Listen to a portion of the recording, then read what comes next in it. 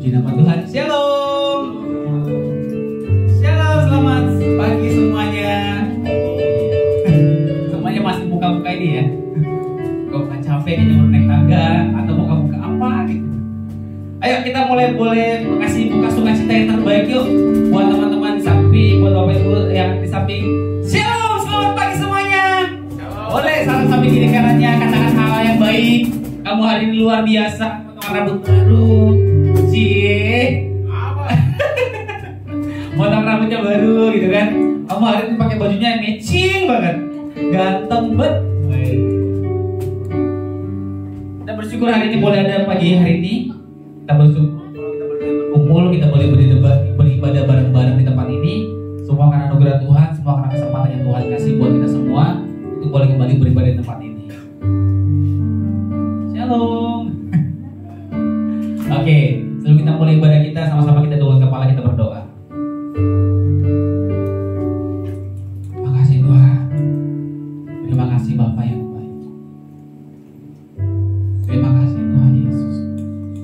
Terima kasih ya Roh Kudus. Terima kasih Bapa yang baik. Makasih Tuhan. Makasih Bapa yang baik. Kami bersyukur Tuhan buat semua hal yang terbaik Tuhan yang Kau masih berikan buat kami Tuhan. Buat setiap kesempatan yang masih Kau berikan Tuhan. Buat setiap anugerah Tuhan. Buat setiap pengampunan Tuhan. Buat semua yang terbaik Tuhan yang masih Kau berikan buat kami Bapa yang baik. Yang mengucap syukur Tuhan.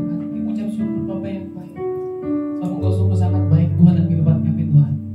Kami sadar Tuhan kami gak ada apa-apanya Tuhan tanpa Engkau Bapa. Dan kami sadar Tuhan, kadang-kadang Tuhan kami datang sama Engkau Tuhan hanya ketika kami meminta Tuhan. Kami sadar Tuhan kami datang sama Engkau Tuhan hanya ketika kami perlu Tuhan. Pagi hari Tuhan tambahkan Tuhan kerinduan buat setiap kami Bapa yang baik. Tambahkan Tuhan setiap kami Tuhan kerinduan Tuhan untuk datang sama Engkau Tuhan benar-benar dengan rindu Tuhan. Yang mau datang dengan kerinduan Tuhan, datang ketemu sama Engkau Bapa yang baik. Yang mau datang Tuhan dengan penuh sukacita Tuhan. Yang mau datang Tuhan dengan penuh excited Tuhan untuk ketemu sama Raja di atas segala Raja, Tuhan Allah yang luar biasa. Dan kami tahu Tuhan, Kau selalu Tuhan menunggu setiap kami Tuhan untuk datang kembali Tuhan dengan penuh kerinduan buat Engkau Tuhan. Karena Kau Bapa Tuhan, Bapa yang tahu Tuhan memberi yang terbaik Tuhan buat anak-anaknya Tuhan. Bapa yang tahu Tuhan memberi yang terbaik Tuhan buat kebutuhan anak-anaknya Tuhan.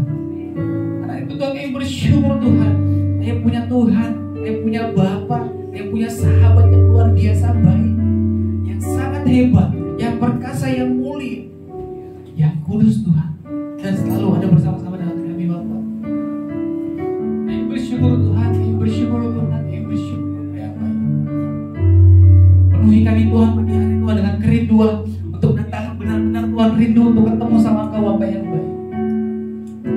Kami percaya Tuhan Yesus, kami boleh diubahkan Tuhan. Pagi hari ini Tuhan, hari ini kami boleh diubahkan Tuhan dengan kerinduan yang ditambah-tambahkan Tuhan, dengan penyikapan yang baru Tuhan yang Kau tambah-tambahkan dalam kehidupan kami Bapa yang baik. Kami boleh penuh dengan sukacita Tuhan. Kami boleh menghadapi hari-hari Tuhan dengan sukacita bersama-sama dengan Kau Tuhan. Karena kami tahu Tuhan Yesus, Tuhan kami yang luar biasa, Bapa kami yang luar biasa beserta dengan kami, selalu menyertai kami dan setia Tuhan bersama dengan kami Bapa. Makasih Tuhan, makasih Bapa yang baik. Kami berserah sama Engkau Tuhan, kami bersyukur sama Engkau Tuhan.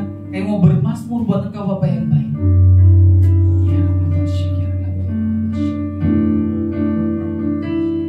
Pimpin Tuhan ibadah kami Tuhan hari ini. Kami boleh beribadah Tuhan dengan penuh keluasan Tuhan. Kami beribadah Tuhan dengan penuh kebebasan Tuhan. Kami boleh beribadah Tuhan dengan penuh excited Tuhan, bersama-sama dengan Kau Raja kami, Raja yang luar biasa di depan kami. Yang ucapan syukur kami, doa kami Tuhan, di ibadah kami Tuhan, kami bawa ke dalam tangan-Mu Tuhan. Pimpin Tuhan dari awal pertengahan dan selesainya Tuhan. Jadi seperti yang Kau mau Tuhan. Karena kami tahu Tuhan, Kau mau Tuhan datang ke kerajaan-Mu Tuhan di tempat ini Tuhan, atas ibadah kami, atas setiap kami Tuhan, seperti yang Kau mau di surga Tuhan. Kami siap beribadah dalam nama Yesus. Ibu lebih syukur sama-sama kita boleh katakan amin. Haleluya. Shalom Elahi semuanya. Kita bersyukur amin. Boleh kasih senyum sampai kiri kanannya. bersyukur karena kita punya Tuhan yang luar biasa. Saya udah kita semua ikut berdiri.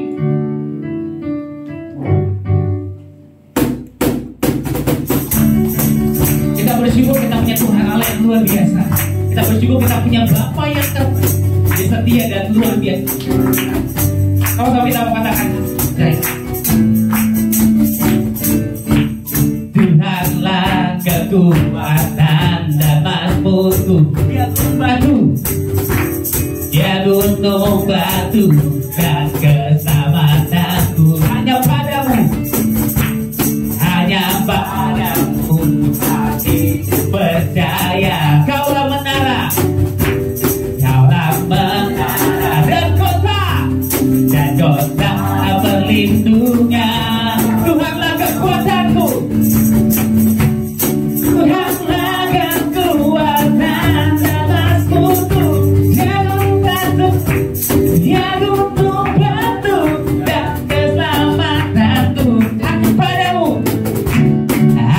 padamu hatiku percaya. Kaulah menara dan kota perlindungan. Ku mau selalu bersyukur, ku mau selalu bersyukur, sebab cintamu padaku takkan pernah berubah. Hatiku percaya, walau bumi bergoncang, gunung-gunung beranjak, namun kasih setiamu tak pergi dari. Saya bersyukur Tuhan, saya mau percaya Tuhan, saya punya Tuhan yang luar biasa dalam kehidupan kami. Sama-sama katakan,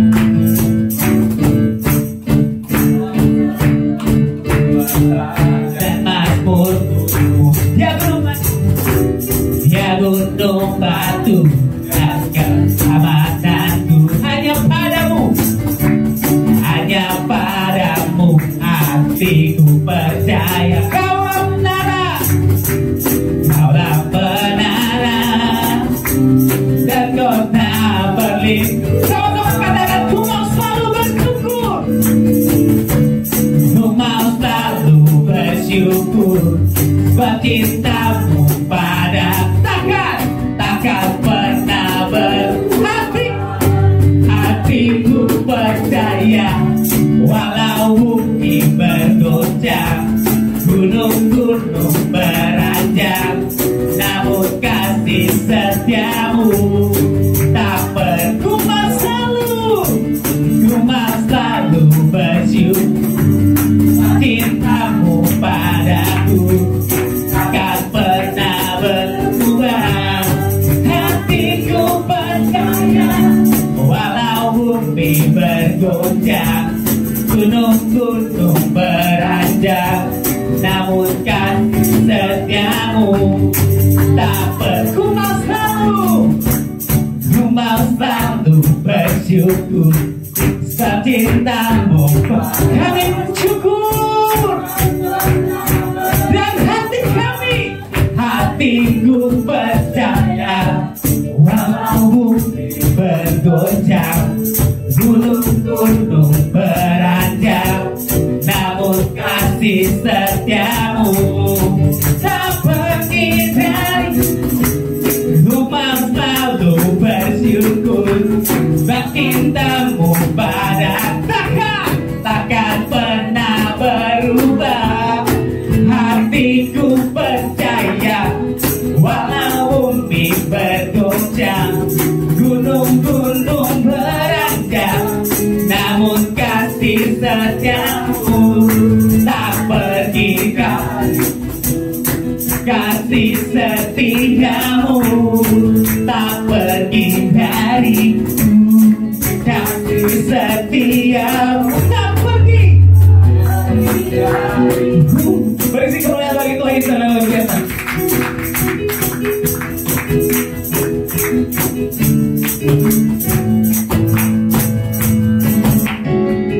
Puji nama Tuhan. Gunung batuku dan kau, kota bentengku tak akan cintaku, kau menjalin hidup, kau keselamatanku, kau keselamatanku, dan kau yang membebaskanku takut. Kuasamu di dalamku, walau badai menerpa di dalam hidupku ini. Namun tanganmu Tuhan mengangkatku. Kau Tuhan yang benar, tak pernah tinggalkan.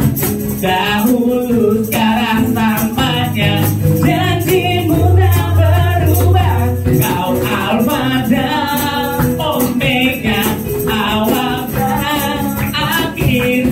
Semesta alam memuja Engkau Tuhan yang benar, yang benar, tak pernah tinggalkan.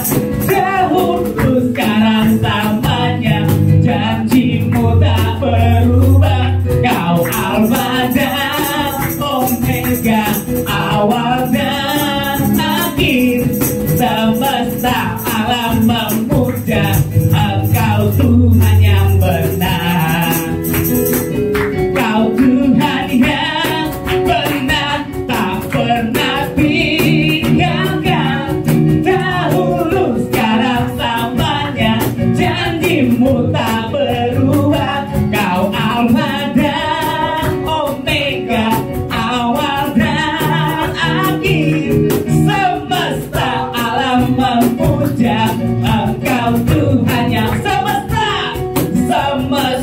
alam memuja Engkau Tuhan yang semesta alam memuja Engkau Tuhan yang benar.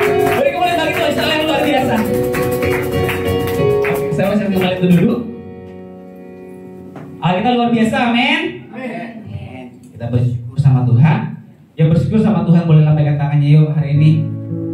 Kita bersyukur karena kita punya Tuhan Allah yang luar biasa. Makasih Tuhan, makasih Tuhan. Penuhi kami Tuhan dengan kerinduan-Mu Tuhan Yesus. Penuhi kami Tuhan dengan kerinduan lagi Tuhan. Penuhi kami Tuhan sekali lagi Tuhan dengan kerinduan yang daripada Engkau Tuhan Yesus. Ayo mau datang Tuhan sama Kau dengan penuh kerinduan Tuhan. Mau teriak Tuhan, Bapa, izinkan kami Tuhan untuk ketemu sama Kau lagi Tuhan. Izinkan kami Tuhan untuk bisa ketemu sama Kau lagi Tuhan. Sekali lagi Tuhan. Sekali lagi Tuhan ketemu sama Kau Tuhan. Didekap oleh Engkau Tuhan, dipegang sama Engkau Tuhan, berjalan bersama Engkau Bapa. Ya Allah.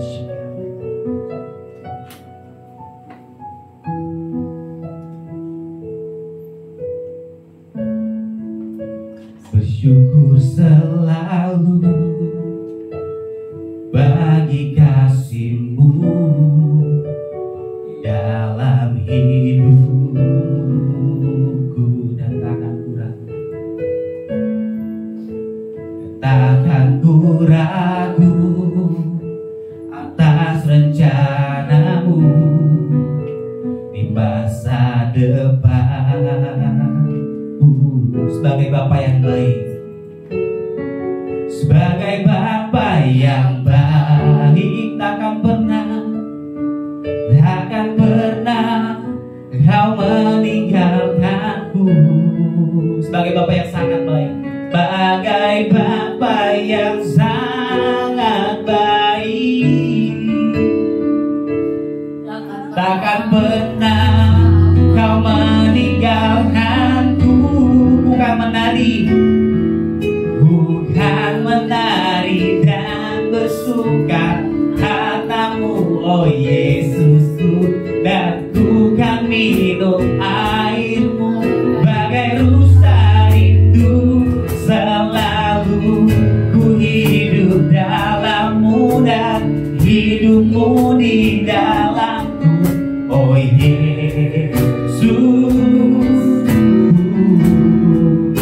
Kau sangat ku cinta. Ayo bersyukur sama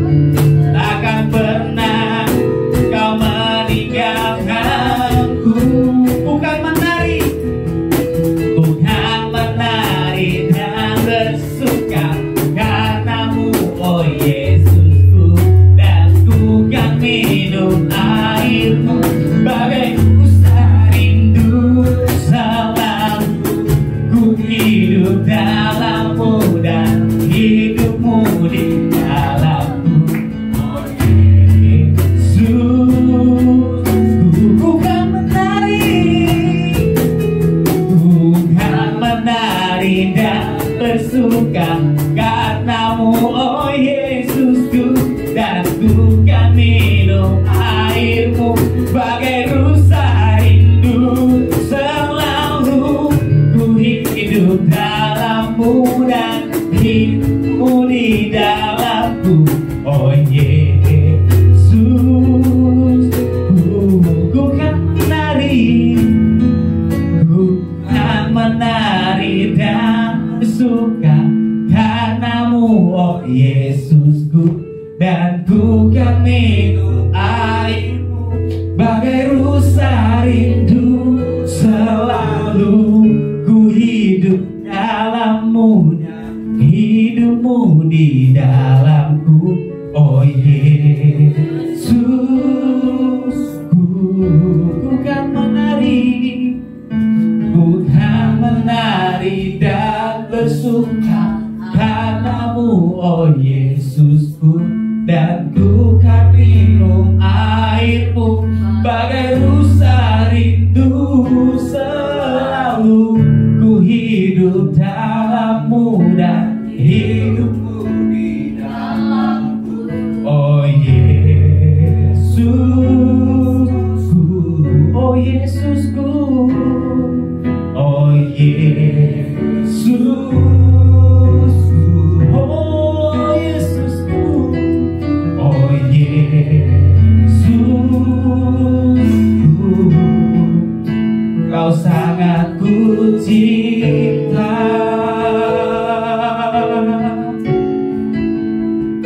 Mari sama-sama kita masuk ke Tuhan. Kami mau menyembahmu, Raja yang luar biasa, Allah yang luar biasa, Allah yang layak kami sembah, Allah yang layak kami tinggikan. Kami mengangkat tangan, kami berserah, kami naikkan pujian, kami bermazmur bagi namamu Tuhan, bagi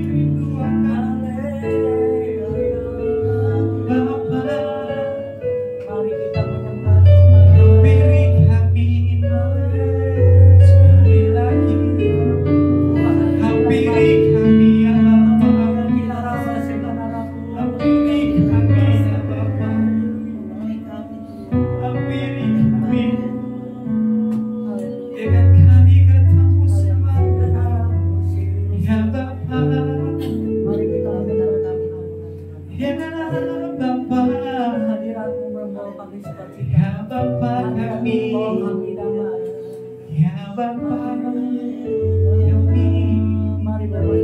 biarkan kami diam dalam hadirat-Mu, biarkan kami diam dalam hadirat-Mu,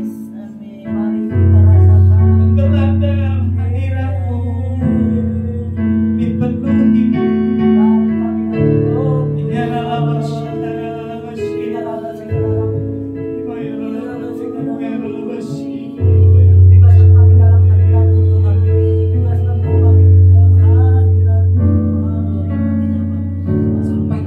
teriak Tuhan, sampai tubuh dan daging kami teriak Tuhan.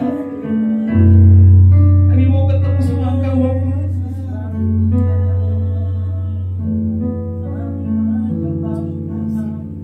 Makasih Tuhan, makasih Bapa yang baik. Izinkan kami Tuhan bisa ketemu sama Engkau Tuhan terus Tuhan tiap hari Bapa. Terus berjalan bersama Engkau Tuhan Yesus. Roh Kudus memimpin setiap kehidupan kami Tuhan. Roh Kudus membenarkan kehidupan kami Bapa yang baik. Beri kami hikmah dan pengertian Tuhan daripada Kau Tuhan. Yang baru Tuhan, semua yang baru Tuhan terus kami diisi Tuhan daripada Kau Bapa yang baik.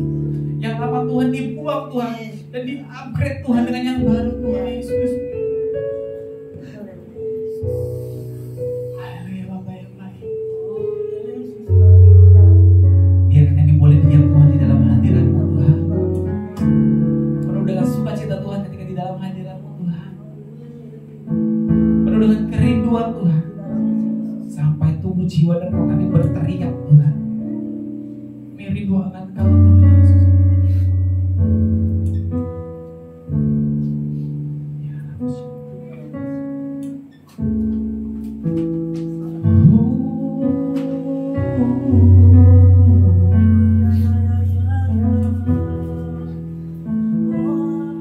Lebih baik satu hari di pelataran-Mu daripada 1000 hari, daripada 1000 hari di tempat lain.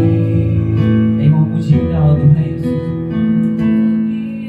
memuji-Mu, menyembah-Mu. Kau Allah yang hidup dan menikmati semua kemurahan-Mu. Saya udah paling berdiri, sama-sama kita akan lebih baik satu hari. Ini kerinduan kami Tuhan. Lebih baik satu hari di pelataran-Mu. Kami mau belajar Tuhan daripada 1000 hari di tempat lain. Penuhi setiap kami Tuhan, memuji-Mu, menyembah Kau Allah, Kau Allah yang hidup, dan kami menikmati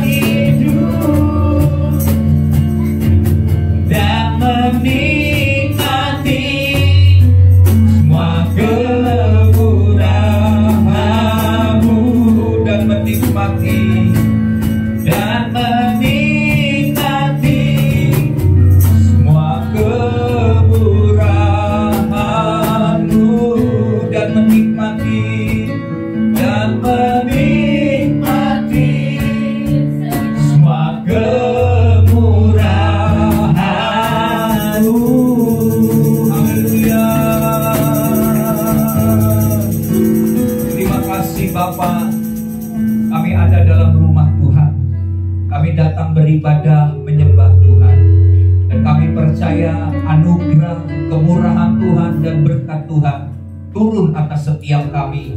Pada saat kami beribadah Tuhan, kami tahu persekutuan dengan Tuhan tidak pernah sia-sia.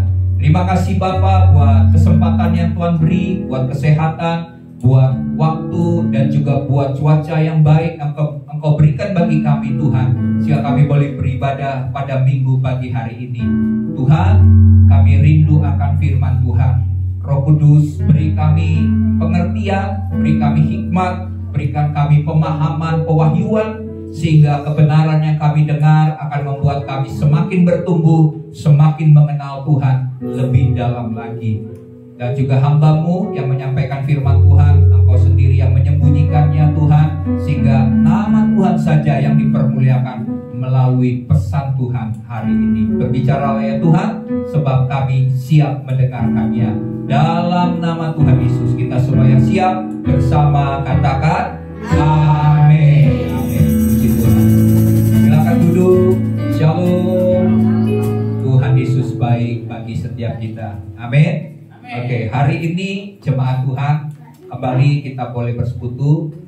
Kita tahu bahwa hari-hari begitu cepat ya.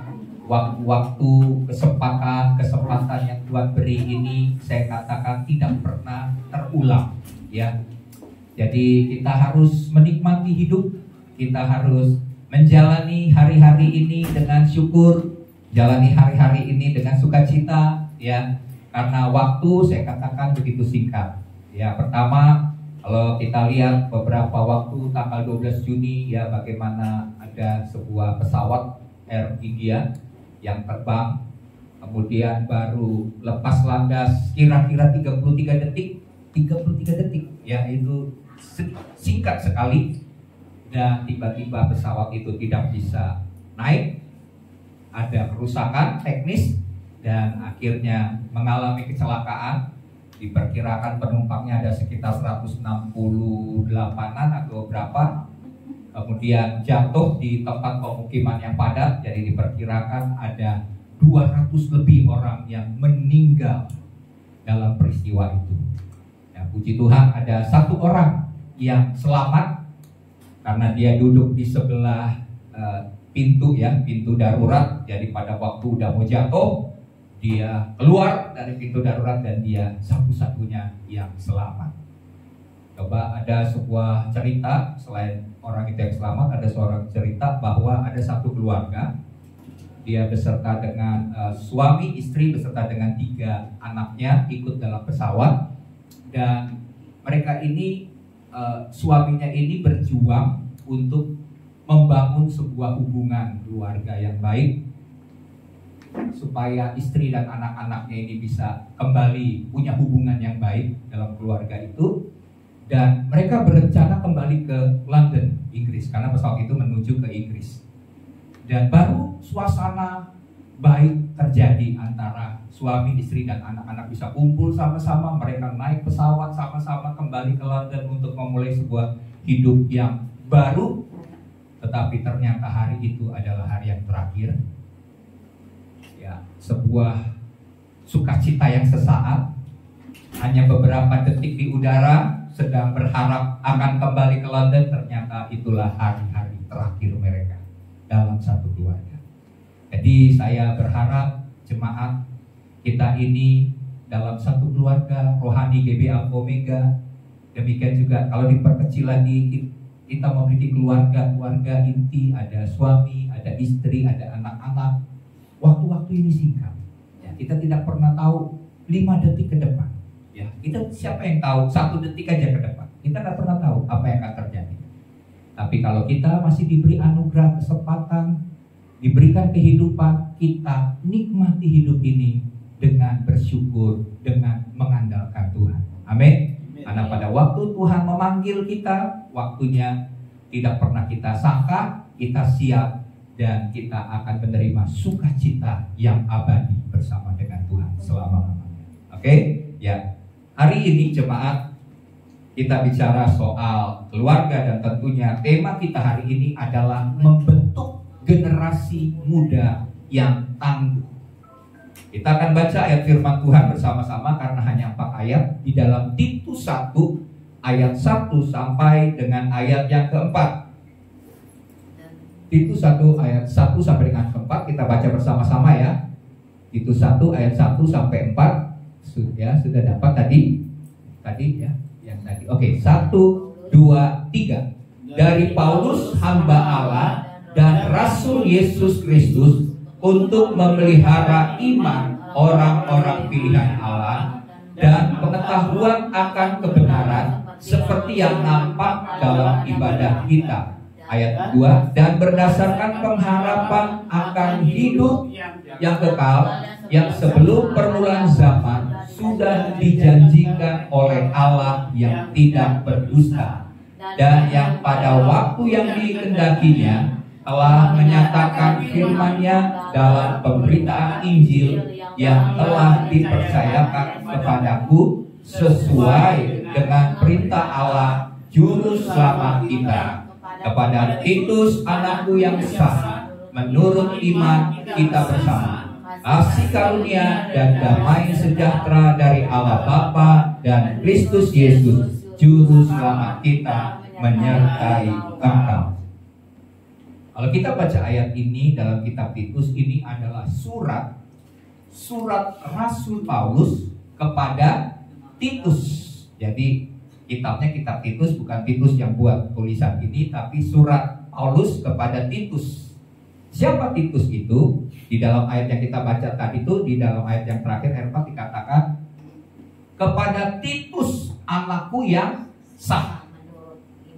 Ya, menurut iman. Jadi sah di sini anak berarti anak bukan secara biologis, tapi ini adalah anak rohani daripada Paulus. Ya, makanya dikatakan anakku yang sah menurut iman. Oke ya, nah jadi di sini kita percaya bahwa Paulus adalah bapak rohani, pemimpin rohani daripada Titus. Dan kita lihat bahwa ada fungsi-fungsi dari bapak secara jasmani, ada juga fungsi daripada bapak rohani atau pemimpin rohani, pembina rohani yang menjadi sebuah syarat untuk kita bisa bertumbuh ya. Karena kalau kita tidak belajar juga menghormati pemimpin atau menghormati bapak secara fisik, nah kita juga tidak bisa belajar untuk memahami apa itu bapak rohani atau pemimpin rohani yang berada otoritas di atas kita. Jadi kalau kita belajar mulai dari yang fisik, maka kita juga bisa mengerti tentang perkara-perkara rohani. Oke, nah kita lihat di sini bahwa kita lihat slide-nya bahwa generasi muda saat ini sering disebut sebagai generasi strawberry. Ya, mereka ini adalah generasi yang penuh kreativitas, penuh dengan inovasi, namun lembek ketika menghadapi tantangan. Ya, ini istilah yang beredar di dunia sekarang ini. Nah, itu sudah banyak bukti yang sehingga mereka melihat bahwa menjadi generasi yang lembek. Gitu. Strawberry itu kan kalau kelihatannya kan bagus, ya, hebat, waduh, keren. Tapi waktu dipencet, strawberry-nya itu lembek. Nah, jadi itulah gambaran dari generasi kita menurut pandangan sekitar kita dunia ini. Tetapi sebagai anak-anak Allah, kita tentunya merindukan generasi penerus atau generasi muda kita ini menjadi generasi yang tangguh, bukan generasi yang lembek. Amin. Dan saya percaya bahwa di dalam Kristus kita sebagai anak-anak Allah, kita punya kualitas. Kita punya nilai hidup yang tinggi. Ya, kita punya kebenaran yang akan membuat nilai-nilai hidup kita ini menjadi nilai yang berkualitas. Ya, dan saya percaya bahwa kita sebagai jemaat Tuhan ya, memiliki hal itu. Dan waktu kita memilikinya, kita berharap anak-anak kita juga menjadi anak-anak yang kuat, anak-anak yang teguh, anak-anak yang tangguh, bukan mengikuti keadaan zaman di sekitar mereka. Jadi generasi yang lembek, generasi yang kalah waktu menghadapi tantangan. Tapi saya percaya lewat kita sebagai orang tua, sebagai keluarga kita akan membuat anak-anak kita, bahkan melalui gereja, generasi kita menjadi generasi yang tangguh. Ya, amin. Nah, konteksnya jemaat yang kita lihat dalam kitab ini, saya katakan tadi, surat ini ditulis oleh Paulus kepada Titus. Ini sebuah tulisan yang merupakan nasihat-nasihat rohani daripada Paulus kepada Titus. Karena kenapa? Karena Paulus punya rencana dan sudah memberikan kepada Titus kepercayaan untuk memimpin jemaat Tuhan di Pulau Kreta. Ya, jadi ini Titus ini dipercayakan oleh Paulus untuk memimpin jemaat Tuhan, untuk mengatur jemaat Tuhan di sana dan menetapkan penatua-penatua yang layak untuk menggembalakan ya, di jemaat di Kreta. Jadi Paulus mengutus Titus sebagai anak rohaninya untuk menjadi pemimpin.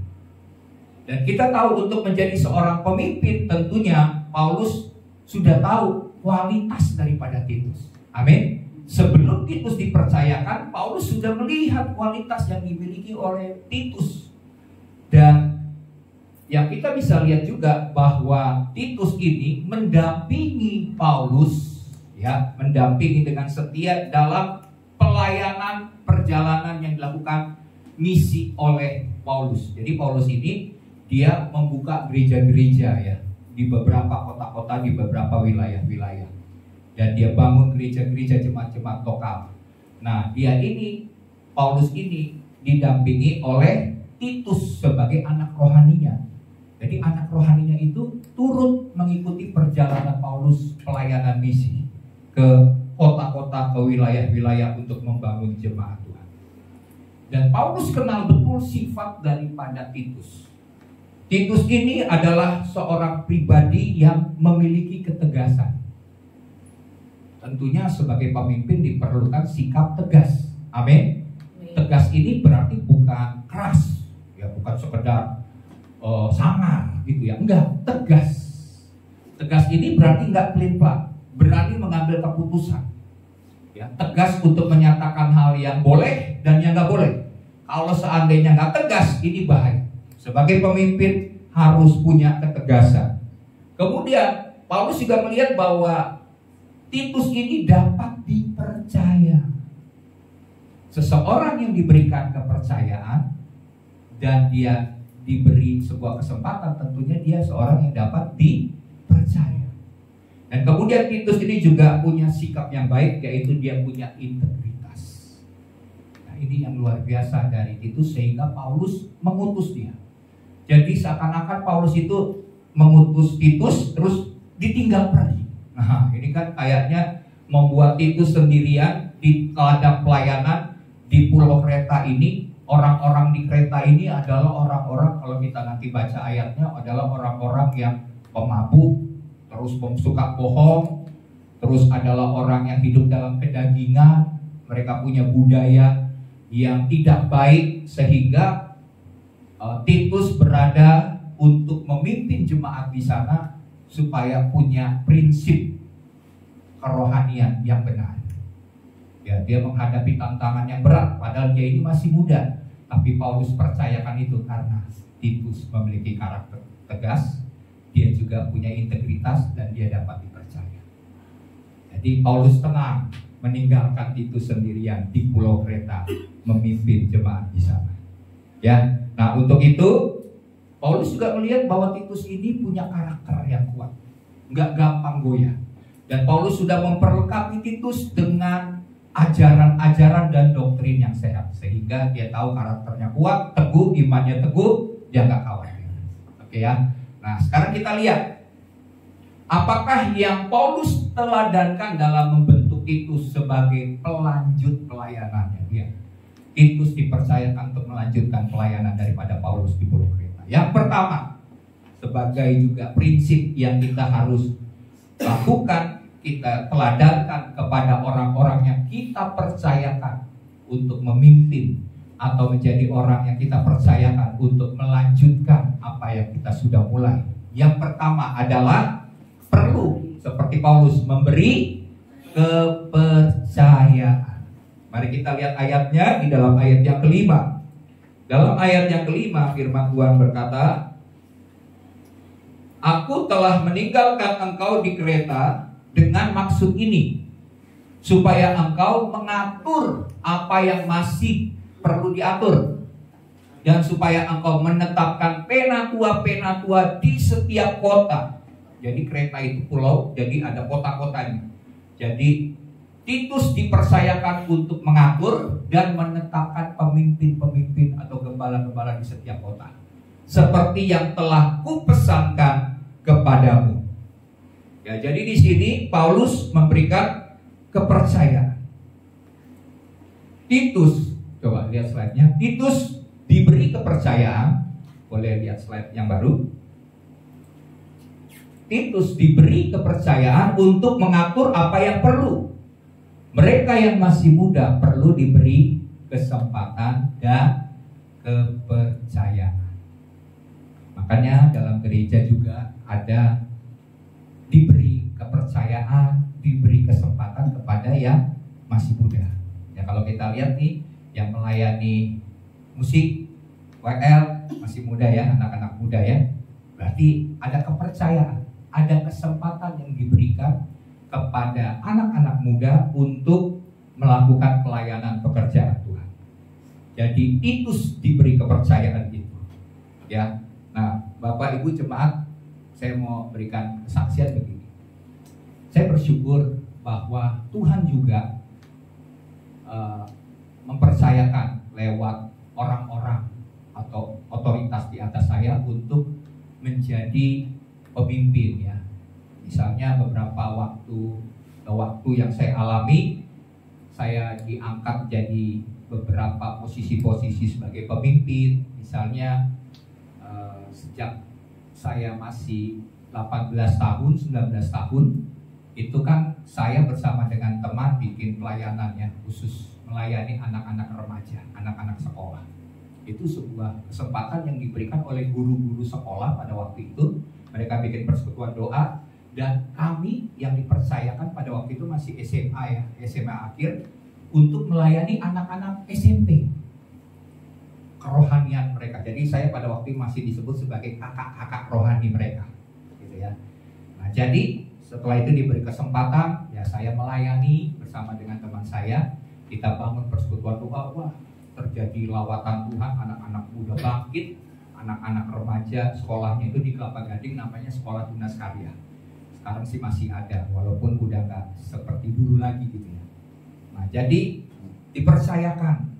Kemudian juga waktu saya juga masuk dalam pelayanan rohani bidang doa, saya juga dipercayakan untuk jadi koordinator doa di sebuah yayasan rohani yang bergerak dalam doa-doa. Dalam hal ini doa peperangan rohani dan segala macam doa-doa.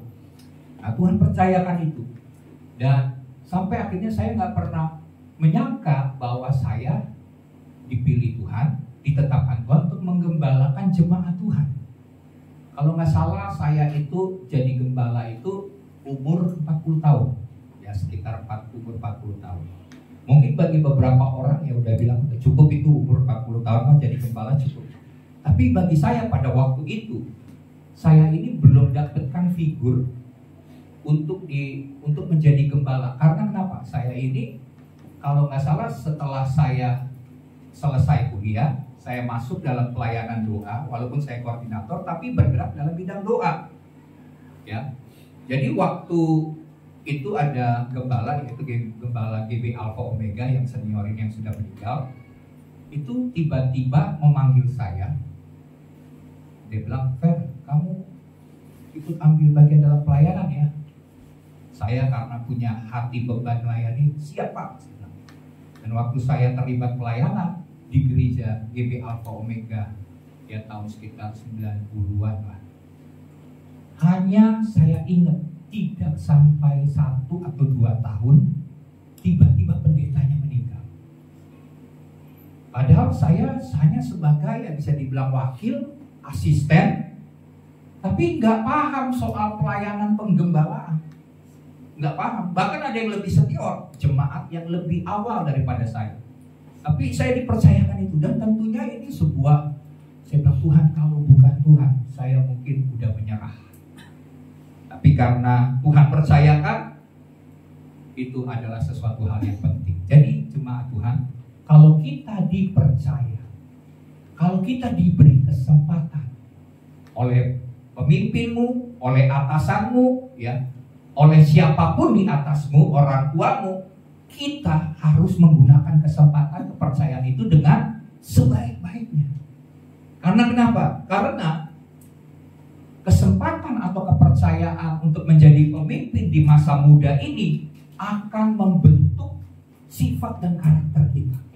Karakter kita akan terbentuk dengan cepat. Terjadi percepatan pembentukan karakter. Dulu saya akui, saya ini bisa dibilang pemalu. Jangan lihat sekarang saya orang yang pede ya. Enggak. Dulu saya minder. Minder apa depan orang. Depan perempuan juga minder juga sih. Ya gitulah, minder, nggak percaya diri. Tapi saya bisa seperti sekarang itu karena panggilan Tuhan, pilihan Tuhan, kesempatan demi kesempatan, kepercayaan demi kepercayaan yang pada waktu saya diberikan itu. Awalnya saya pengennya nolak. Setiap kali diberi kesempatan jadi pemimpin, sebenarnya saya maunya nolak. Tapi karena Tuhan yang memberi kepercayaan itu, saya lebih takut Tuhan. Jadi saya bilang siap, walaupun siapnya begini, siap. Maksudnya gak benar-benar siap gitu ya. Jadi ragu-ragu gitu. Nah, kesempatan yang diberikan, kepercayaan yang diberikan, saya katakan tadi, mengubah karakter. Yang tadinya rasa rendah diri, yang tadinya tidak percaya diri, menjadi orang yang berani, percaya diri. Terus lewat kepercayaan dan kesempatan itu menjadi pemimpin, maka terjadi apa juga? Terjadi yang disebut dengan kita bisa meningkatkan potensi-potensi yang ada dalam diri kita, yang perlu dikembangkan, yang diberikan Tuhan dalam hidup kita. Ya. Nah, jadi tangkap kesempatan itu, tangkap kepercayaan itu. Saya katakan tadi, karena waktunya, semuanya ada waktu, betul kan? Sama seperti hubungan tadi, sebuah keluarga yang udah baik, hanya singkat waktunya, kita nggak tahu kapan. Nah, demikian juga posisi kepercayaan menjadi pemimpin di masa muda itu juga adalah bicara soal waktu yang kita nggak tahu berapa lama. Dan kalau kita diberi kesempatan, kita pergunakan itu dengan sebaik-baiknya. Karena itu membuat percepatan dalam karakter kita, pembentukan karakter kita. Ya. Kemudian begini, kesempatan dan kepercayaan itu menjadi tempat berlatih. Amin. Tempat latihan. Agar kemudian menjadi terbiasa dengan tanggung jawab. Ini yang paling utama. Setiap kesempatan, setiap kepercayaan yang diberikan kepada kita itu sebenarnya sebuah tanggung jawab.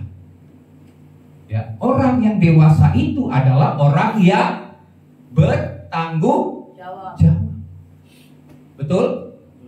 Kita menikah, kita bertanggung jawab kepada, misalnya kita sebagai laki-laki, kita bertanggung jawab sebagai suami terhadap istri, betul kan? Setelah kita punya anak, kita juga bertanggung jawab terhadap istri dan anak-anak kita.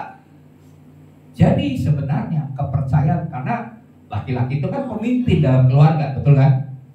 Nah, diberikan kepercayaan, diberikan kesempatan waktu menikah, berarti tanggung jawab. Memang ada suami yang masih nggak mau tanggung jawab gitu ya, masih ada, karena masih sifat anak-anaknya sering muncul. Misalnya dia sering olahraga, suka olahraga misalnya gitu ya. Terus waktu dia berkeluarga, dia lupa bahwa dia udah punya istri gitu ya. Jadi waktu diajak temannya, ayo kita main tenis meja, main bulu tangkis setelah pulang kantor. Wah, dia karena senengnya dia main olahraga gitu ya. Sampai selesai main olahraga sukacita, seneng-seneng, tahu-tahu istri lupa gitu ya. Istri udah telepon, dia lupa nyalain handphonenya, dia pikirin terus, dia pulang-pulang udah malam. Udah malam terus baru dia ingat, oh iya, ini istri saya belum kasih uang makan buat makan malam. Dia lupa gitu, karena dia kasihkan main. Kadang-kadang sampai dari sore sampai malam lupa gitu ya. Seringkali disitulah dibentuk seorang laki laki-laki yang baru berkeluarga sering lupa akan tanggung jawab. Tapi di sini belajar bertanggung jawab. Jadi sebenarnya menjadi kesempatan dan kepercayaan untuk menjadi pemimpin itu membuat kita bertanggung jawab. Dan bertanggung jawab terhadap keputusan-keputusan yang kita ambil, betul? Bertanggung jawab dengan konsekuensi dari keputusan-keputusan yang diambil. Jadi sebagai laki-laki, sebagai suami atau sebagai pemimpin misalnya, kita jangan takut mengambil keputusan. Ya, tegas dulu ngambil keputusan. Kalau ternyata keputusan kita salah, ya nggak apa-apa, kita harus menanggung konsekuensinya. Kita rubah. Kalau perlu kita minta maaf, kita minta maaf.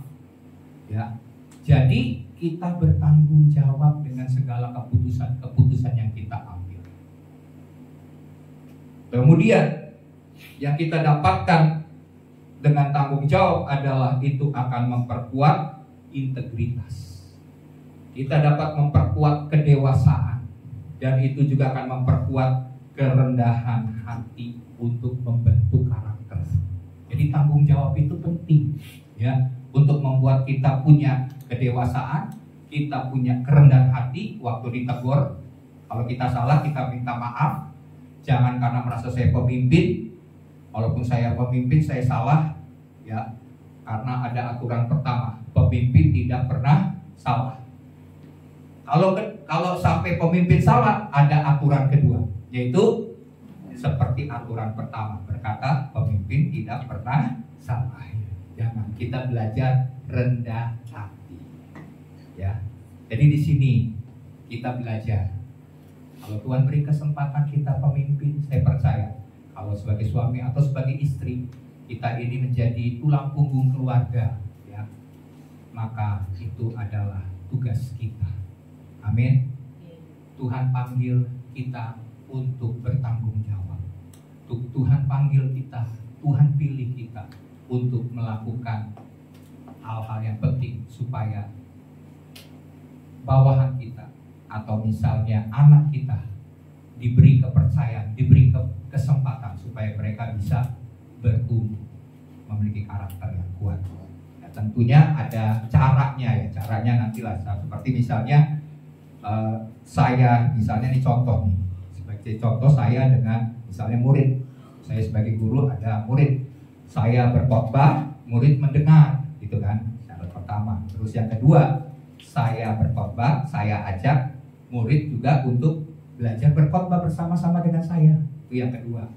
Terus yang ketiga, misalnya saya duduk, saya mendengarkan murid yang berkhotbah, misalnya. Itu udah level yang ketiga.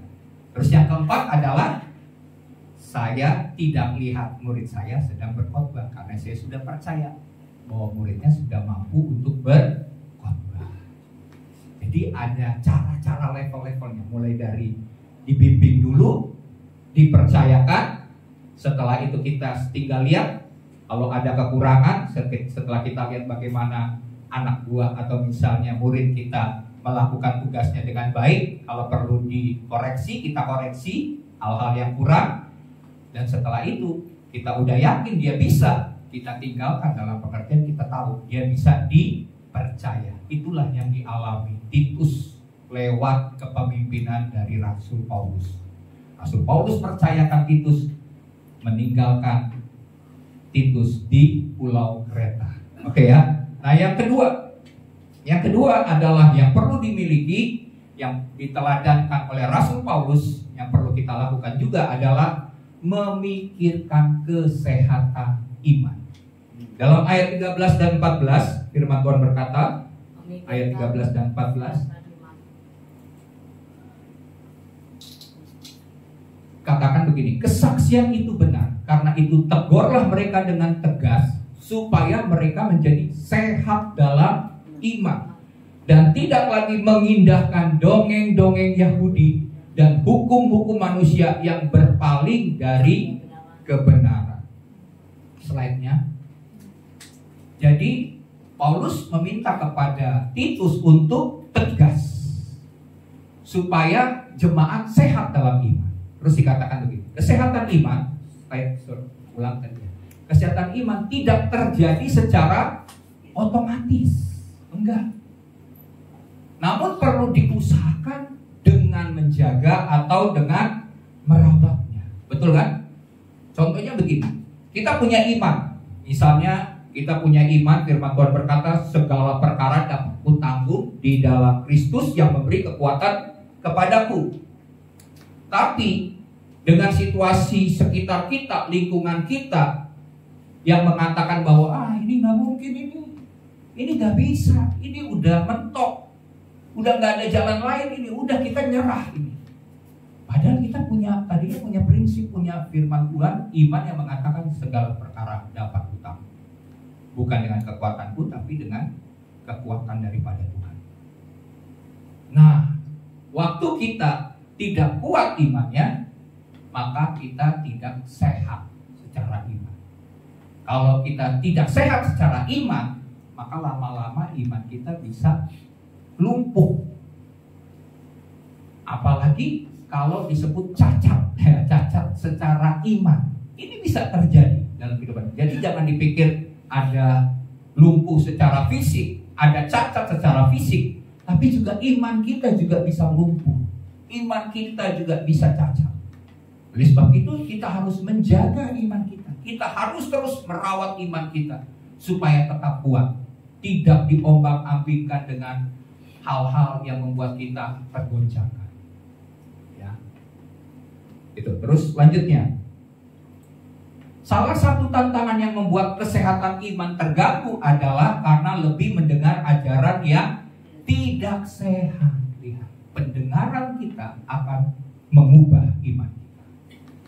Karena firman Tuhan berkata iman timbul oleh pendengaran. Tapi pendengaran akan firman Kristus. Tapi kalau kita membiasakan mendengar ajaran-ajaran, perkataan-perkataan yang tidak sehat, contohnya berlandaskan dongeng, bukan kebenaran, maka kesehatan iman kita juga bisa terganggu. Ya. Nah, ada contoh. Kita ini harus punya ajaran yang sehat. Kita harus punya iman yang sehat. Nah, contoh-contoh masa kini yang bisa kita lihat misalnya begini. Ada pemahaman ini, makanya kita harus punya pengertian tentang ajaran Kristen. Kita harus tahu dulu ajaran Kristen. Kalau kita udah tahu ajaran Kristen, kita nggak gampang diombang-ambingkan dengan ajaran yang di luar dari kekristenan. Contohnya begini. Ada pemahaman yang mengatakan bahwa arwah orang mati itu bisa kembali. Dia bisa kembali kapan saja dia mau. Jadi cara untuk menanggungnya adalah perlu didoakan arwah itu. Atau diberi sesajen supaya arwah itu tidak datang-datang lagi. Sebab kalau nggak memberikan sesajen, nggak didoakan, suatu waktu dia datang lagi. Ini adalah ajaran yang tidak sesuai dengan firman Tuhan, tidak sesuai dengan Alkitab. Ya, karena ini kan budaya Timur ya, tradisi leluhur yang mengatakan hal demikian. Nah, kita harus punya iman di atas firman Tuhan, iman di atas Alkitab, bahwa kita tidak mengenal hal demikian. Ayatnya mari kita lihat di dalam Ibrani 9 ayat 27. Ibrani 9 ayat 27 berkata, dan sama seperti manusia ditetapkan untuk mati hanya satu kali saja, dan sesudah itu dia dihakimi. Jadi apa? Manusia cuma mati sekali, tidak hidup lagi, reinkarnasi. Itu bukan pemahaman Kristen. Ini contoh ya. Dan berarti juga hidupnya hanya sekali. Berarti kalau dia sudah mati, berarti dia harus kembali ke hadirat Bapa. Atau kalau dia hidupnya tidak benar, tidak berkenan di hadapan Tuhan, dia kembali, dia pergi atau dibuang di tempat di luar dari hadirat Tuhan atau neraka. Ya, jadi enggak misalnya arwah itu gentayangan, enggak. Arwah itu tidak pernah gentayangan. Ya, jadi tidak ada dalam Alkitab untuk kita memberikan sesajen atau mendoakan orang yang sudah mati. Karena kesempatan dia melakukan segala sesuatu itu selagi dia hidup. Setelah dia mati sudah selesai. Tidak ada lagi jalan untuk balik, untuk pulang, nggak ada. Nah, tinggal dia nanti di mana? Apakah dia diterima di sorga atau dia diterima di neraka, kebinasaan yang kekal. Itu ya, itu contoh. Kemudian yang kedua, saya beri contoh yang kedua juga. Ada juga pemahaman yang mengatakan begini. Ada sebuah tempat antara sorga dan neraka yang disebut sebagai istilahnya purgatorium, yaitu tempat di antara sorga dan neraka, di mana di tempat itu terjadi penyucian sementara atas dosa-dosanya. Jadi diberikan tempat penyucian sementara. Nanti kalau dia misalnya di tempat itu disucikan, maka dia bisa layak masuk surga. Ini pemahaman di luar Alkitab, di luar kekristenan. Karena Alkitab tidak pernah mengajarkan demikian. Lukas 16 ayat 22 sampai 26 ya, dikatakan seperti tadi saya katakan tadi, bahwa setelah Lazarus mati, apa yang terjadi? Lazarus itu duduk di pangkuan Abraham, berarti di pangkuannya di sorga. Terus ayat yang ke-24 coba lihat, di pangkuannya. Lalu ia berseru, katanya. Ini yang kedua, ada orang yang jadi ada Lazarus dan orang kaya ya. Dikatakan begini, lalu ia berseru, katanya, Bapak Abraham, ayat 24, kasihanilah aku, suruhlah Lazarus supaya ia mencelupkan ujung jarinya ke dalam air dan menyejukkan lidahku, sebab aku sangat kesakitan dalam nyala api ini. Ayat 25, tetapi Abraham berkata, anak, ingatlah bahwa engkau telah menerima segala yang baik sewaktu hidupmu, karena dia kaya. Sedangkan Lazarus segala yang buruk. Sekarang ia mendapat hiburan dan engkau sangat menderita. Selain daripada itu, di antara kami dan engkau terbentang jurang yang tidak terseberang. Jadi tidak ada tempat penyucian sementara. Waktu Lazarus meninggal, dia tinggal di pangkuan Abraham, yaitu sorga gambarannya. Tetapi orang kaya ini, dia udah menerima hal yang baik, tapi hidupnya tidak berkenan di hadapan Tuhan, jahat, dia masuk ke neraka, makanya mengalami siksaan. Ini perkataan Yesus. Yesus memberikan contoh. Jadi jelas, ya, hidup kita sekali, ini kesempatan untuk kita berbuat baik, berbuat benar, beribadah kepada Tuhan yang benar, dan melakukan firman Tuhan. Saya cerita begini. Suatu kali saya pernah juga ada yang sharing, tanya, dia ini Kristen dan keluarganya sudah Kristen, tapi dia biasanya harus rutin setahun sekali pergi ke sebuah misalnya sebuah acara keluarga, dan acara itu adalah acara yang mengikuti tradisi leluhur, gitu ya, yang harus dia ikuti sejak lama. Dia ikuti karena dia dari keluarga yang percaya kepada leluhur, tapi dia sudah Kristen. Suatu kali dia dengar hamba Tuhan, dan hamba Tuhan juga sharing kepada dia waktu dia tanya. Jadi hamba Tuhan itu mengatakan begini, enggak, kamu harus sudah berbeda imannya, kamu nggak perlu ikut kegiatan itu. Jadi akhirnya dia sedang bingung nih, mengambil keputusan, apakah saya pergi? Kalau saya pergi, ini misalnya ke keluarga, pasti saya diajak. Nah kalau diajak itu, ya saya kan nggak bisa menolak iman saya nih, kan suruh berdoa kepada orang mati misalnya. Ya dia tolak itu, dia sebenarnya nggak mau gitu. Nah jadi menurut hamba Tuhan itu dia bilang, udah, berarti kamu kalau mau pergi jangan lakukan hal yang demikian, karena itu firman Tuhan. Dia percaya itu, dia yakin itu, makanya dia bilang oke, saya siap. Nah tapi dia mungkin tanya kepada kami, kepada saya, gimana nih jalan keluarnya? Ya jalan keluarnya saya bilang gini, kalau memang belum siap secara iman untuk ngomong kepada keluarga bahwa saya nggak mengikuti ritual yang demikian, ya nggak usah datang, betul kan? Daripada nanti berada di situasi itu, nanti diajak tapi nggak mau ikut, belum berani mengatakan imannya, ya berat nanti di sana, gitu kan? Jadi lebih baik. Nah, kalau sampai kepada satu hari, memang harusnya sudah berani mengatakan maaf. Menurut iman yang saya percayai sebagai orang Kristen, saya sudah tidak lagi berdoa kepada orang yang sudah mati, mendoakan orang mati. Itulah yang sesuai dengan firman Tuhan. Ya, jadi saya sebagai hamba Tuhan mengajarkan, ya kembali kepada iman kita masing-masing. Kalau kita mau taat kepada firman, kita lakukan firman. Tapi kalau kita datang, kita menghormati keluarga yang mengundang, tapi kita tidak melakukan ritual, itu adalah cara yang terbaik. Sekalipun pasti awal-awalnya dikatakan, nih kenapa sih kok nggak menghormati tradisi leluhur?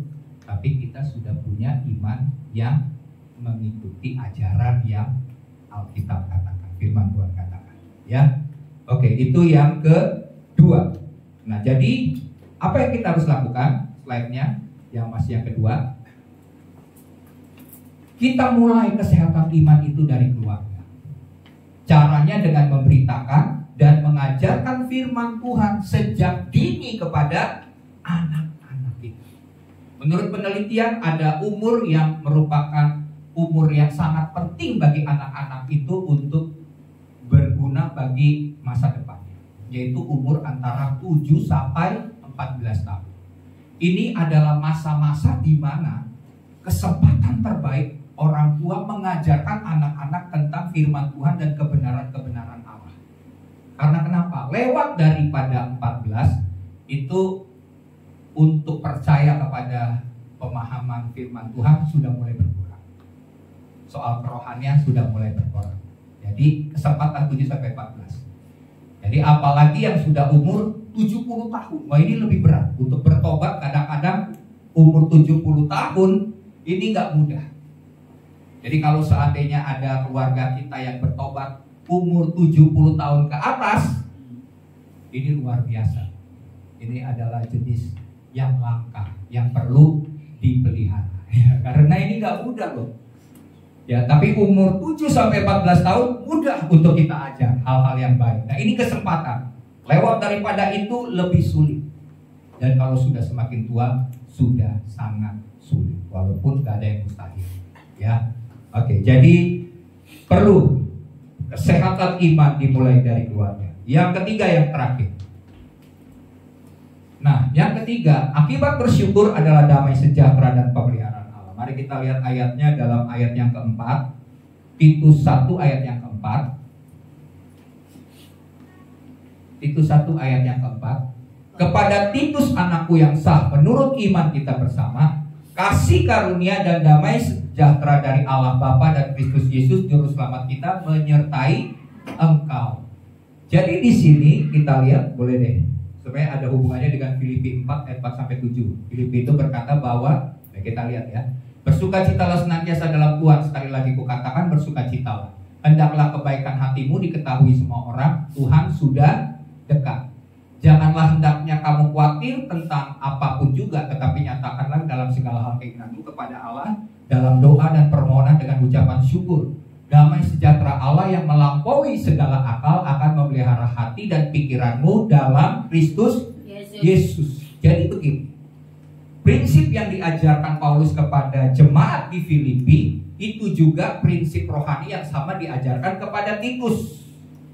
Nah, Paulus punya prinsip rohani yang perlu diajarkan dan itu dia teladankan kepada jemaat di Filipi dan kepada Titus adalah sikap bersyukur. Nah, di dalam Filipi 1 ayat Titus 1 ayat 4 dikatakan, coba kita lihat ayatnya tadi, dikatakan bahwa kasih karunia. Jadi Paulus tekankan kepada Titus di dalam pelayanannya, Titus harus mengandalkan kasih karunia Allah. Setiap pelayanan, setiap pekerjaan yang kita lakukan, Paulus tekankan perlunya mengandalkan, bersandar kepada kasih karunia. Bukan Bukan karena kuat, bukan karena gagah kita, tapi kita minta anugerah Tuhan. Anugerah atau kasih karunia ini adalah pemberian dari Allah yang cuma-cuma, yang sebenarnya kita tidak layak menerimanya, tapi kita diberikan oleh Tuhan. Contohnya keselamatan itu kan kasih karunia. Nah, dalam kehidupan kita sehari-hari kita butuh kasih karunia, pemberian dari Allah. Itu kekuatan yang luar biasa, yang memampukan kita mengerjakan segala sesuatu dengan hikmat daripada Tuhan, dengan mujizat daripada Tuhan yang kita tidak bisa lakukan, tapi pertolongan Tuhan membuat kita mampu mengerjakannya. Itu adalah kasih karunia. Ya. Nah, jadi di sini sesuai dengan ayat, boleh slide-nya supaya kita cepat ya. Sesuai dengan ayat ini kita mendapatkan sebuah prinsip bahwa bersyukur adalah hal yang berdampak positif bagi kita. Jadi selain mengandalkan kasih karunia, yang kedua adalah bersyukur. Kita harus bersyukur. Terus kita yang percaya akan mengalami damai sejahtera yang melampaui segala akal dan pikiran kita. Setelah kita bersyukur, akibat daripada bersyukur adalah damai sejahtera. Kita juga akan mendapatkan pemeliharaan Tuhan serta pemenuhan keperluan-keperluan di dalam hidup kita. Karena kita bersyukur, ada damai sejahtera, ada pemeliharaan Tuhan. Nah, di dalam Filipi 4 ayat 4 dan 7, jadi prinsipnya adalah bersyukur, berdoa, amin, punya kehidupan doa. Makanya dikatakan, ucapkanlah segala permohonanmu, doa dan permohonanmu dengan ucapan syukur. Jadi kehidupan doa.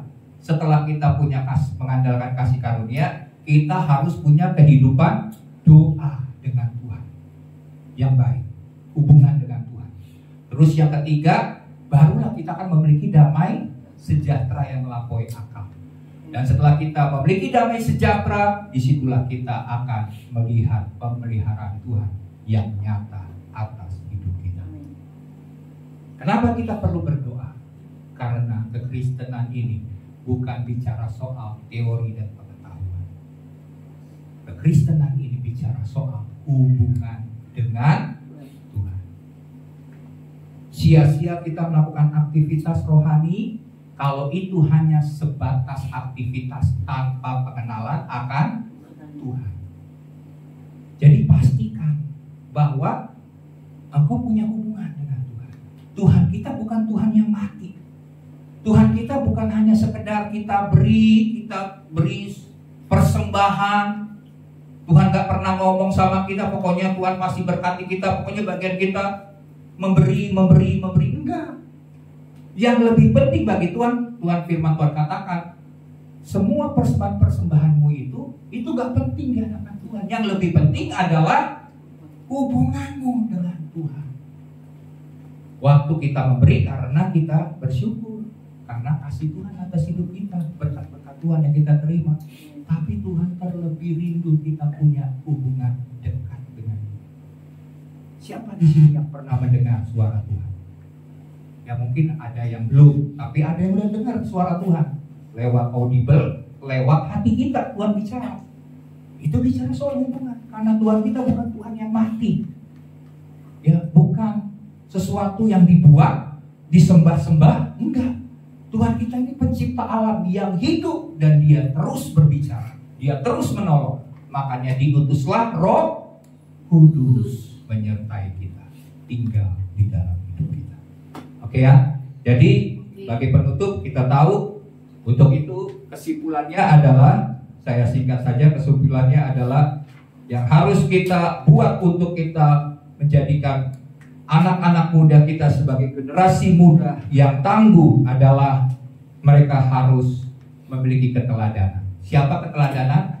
Kita sebagai pemimpin-pemimpin di atas mereka.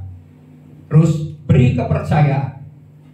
Terus punya kesehatan iman.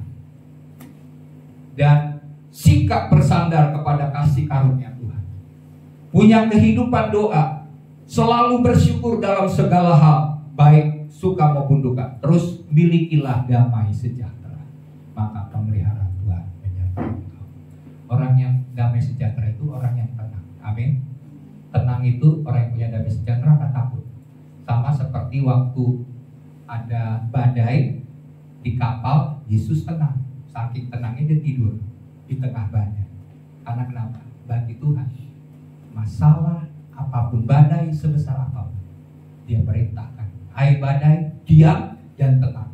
Maka angin itu berhenti dan laut pun menjadi tenang.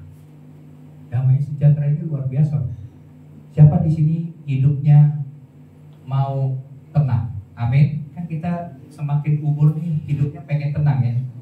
Nggak mau denger yang ribut-ribut sedikit kita udah kepala udah pusing. Tapi kalau kita hidup tenang dan damai sejahtera yang daripada Tuhan yang melampaui segala akal disediakan bagi kita. Amin. Mari kita bangkit berdiri, kita akan berdoa memeteraikan firman Tuhan. Terima kasih Tuhan, firman-Mu Engkau sudah bicara kepada kami. Meteraikan firman-Mu dalam hati kami. Kami akan lihat Tuhan, generasi muda, anak-anak yang Tuhan percayakan kepada kami akan menjadi generasi yang tangguh Tuhan. Bukan seperti generasi yang ada di dunia ini yang strawberry Tuhan. Tapi kami punya Tuhan yang mampu mengubah karakter daripada para pemimpin anak-anak muda untuk memiliki karakter yang tangguh, karakter yang kuat, memiliki kesehatan iman Tuhan, sehingga terus bertumbuh dan menjadi orang-orang yang sukses dan berhasil karena anugerah daripada Tuhan. Hamba berdoa biar mulai daripada jemaat-Mu Tuhan, yang Tuhan berikan kami sebagai orang tua, Tuhan berikan supaya kami boleh menjadi teladan. Dan bagi kami sebagai anak-anak muda, kami berdoa Tuhan, buatlah mereka melakukan prinsip-prinsip firman hari ini, dan mereka menjadi orang-orang yang berhasil dan berbahagia. Terjadilah itu Tuhan atas kehidupan jemaat-Mu dalam nama Tuhan Yesus. Haleluya. Amin. Ya, silakan duduk, saya serahkan.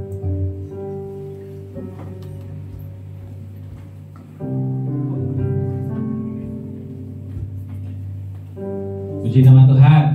Sudah diberkati dengan kebenaran firman Tuhan. Jadi berkati, boleh lambaikan tangannya yuk. Sudah angkat tangan, dua tangan ya. Kita bersyukur. Biasa kita memberi persembahan sebelum memberi, sama-sama kita tunduk kepala di berdoa. Tuhan, kami bersyukur Tuhan, berterima kasih buat anugerah-Mu Tuhan, buat kebaikan-Mu Tuhan. Tuntun setiap kami Tuhan Yesus, karena kami mau dituntun sama Engkau Tuhan.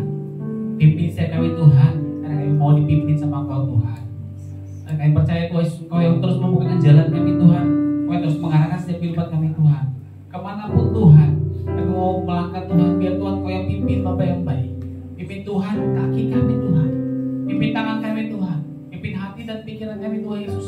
Sehingga kemana kami berjalan Tuhan, apapun yang kami kerjakan Tuhan, apapun yang ada di dalam hati dan pikiran kami Tuhan, semua berasal daripada Engkau Bapa yang baik.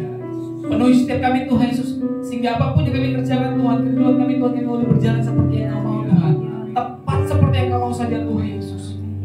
Makasih Tuhan, makasih Bapa yang baik. Terus Tuhan jagain kami Tuhan, proteksi kami Tuhan, sehingga kami boleh terus berjalan Tuhan bersama-sama dengan Engkau Tuhan Yesus. Kami tangguh di dalam Engkau Tuhan, kami kuat di dalam Engkau Tuhan, dan kami bisa Tuhan semua karena Engkau Tuhan Yesus. Makasih Tuhan, makasih Bapa yang baik. Makasih Tuhan, makasih Bapa. Saya bersyukur Tuhan yang punya Tuhan yang luar biasa, yang punya Bapa yang baik dan setia terus ada dalam kehidupan kami Tuhan Yesus. Makasih Tuhan, makasih Bapa yang baik buat hamba-Mu Tuhan Yesus. Dia seluruh berkat Tuhan buat kami Bapa yang baik. Berkati Bapa gembala kami Tuhan Yesus. Berikan kekuatan Tuhan, berikan kesehatan Tuhan Yesus. Semua Tuhan Yesus, ketangguhan daripada Kau Tuhan. Semua yang baru Tuhan daripada Kau Tuhan, terus mengalir Tuhan buat Bapa gembala kami Tuhan Yesus. Kemanapun dia melangkah Tuhan, Kau terus jaga kakinya, tangannya Tuhan, pikir dan hatinya Bapa yang baik. Berkati juga ibu gembala kami Bapa yang baik. Kau terus berkati mereka semua Tuhan Yesus. Berkati mereka Tuhan, kuatkan mereka Tuhan dalam Engkau Tuhan. Karena kita tahu Tuhan di dalam Engkau Tuhan, kekuatan yang baru, sukacita yang baru Tuhan, kelimpahan yang baru Tuhan, mengalir daripada Kau dalam kehidupan mereka Bapa yang baik. Makasih Tuhan, makasih Bapa yang baik. Siap kami Tuhan, sebentar kami mau beri persembahan kami Tuhan Yesus. Biar persembahan kami bawa Tuhan boleh menyenangkan di hadapan Tuhan Yesus. Dan boleh memberi dengan penuh sukacita Tuhan daripada Kau Tuhan. Disiapkan kami Tuhan, dan kami syukur, haleluya. Amin.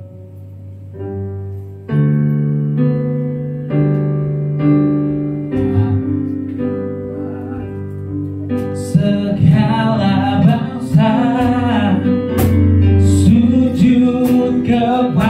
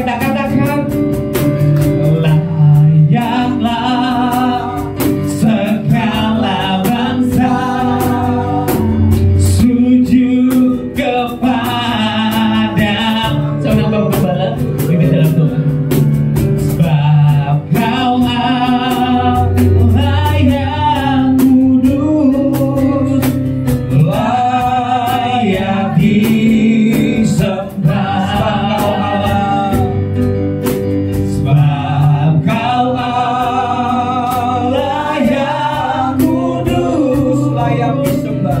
layani. Sekali lagi katakan, sebab Kau Allah yang kudus, Sebab Kaulah yang kudus, layani sembah. Kami percaya Tuhan akan tiba waktunya. Setiap suku-suku bangsa akan bertelut, akan mengaku bahwa Yesuslah Tuhan, Yesuslah Raja, Tuhan yang bertakhta, Tuhan yang berkuasa, pencipta alam semesta.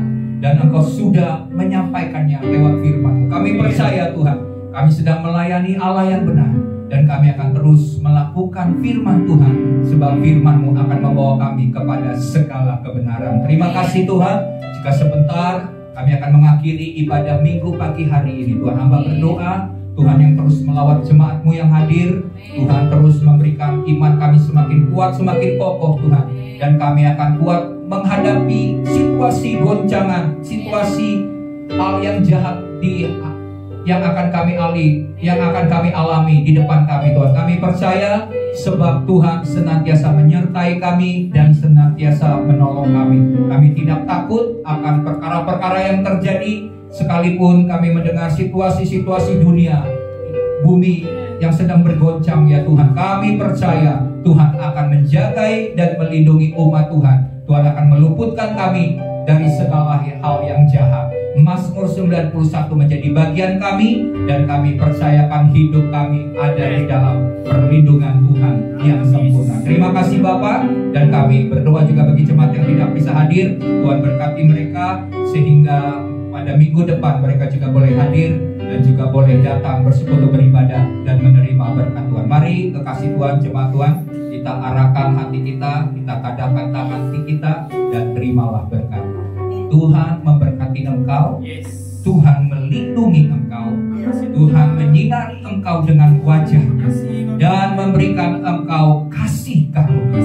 Tuhan menghadapkan wajah-Nya kepadamu dan memberikan engkau damai sejahtera. Segala janji-janji Tuhan, berkat-berkat Tuhan sediakan bagi setiap kita. Tuhan berjanji engkau akan senantiasa naik dan tidak pernah turun. Engkau akan menjadi kepala dan bukan menjadi ekor. Tuhan yang akan menyertai, memberikan engkau senantiasa sehat secara jasmani, sehat secara iman, secara rohani. Tuhan juga akan memberkati segala pekerjaanmu. Dengan kedua tanganmu Tuhan membuat berhasil dan beruntung. Dan segala hal yang Tuhan janjikan Tuhan berikan, karena Dia adalah Jehovah Jireh, Tuhan yang mencukupi, Tuhan yang menyediakan. Dia juga adalah Jehovah Rafa, Tuhan yang menyembuhkan, bahkan Tuhan yang memulihkan segala sesuatu. Sebab Engkau adalah El Shaddai, Tuhan yang Maha Kuasa, Tuhan yang Maha Besar. Terima kasih Tuhan, dan biarlah kami tetap setia, tetap tekun, tetap taat kepada firman Tuhan sampai Tuhan Yesus Kristus datang kedua kali menjemput kami. Kami tidak kedapatan bercacat celah, dan kami akan diangkat di awan-awan yang permai. Kami akan tinggal bersama dengan Tuhan selama-lamanya. Semua kita yang sudah diberkati bersama-sama katakan amin.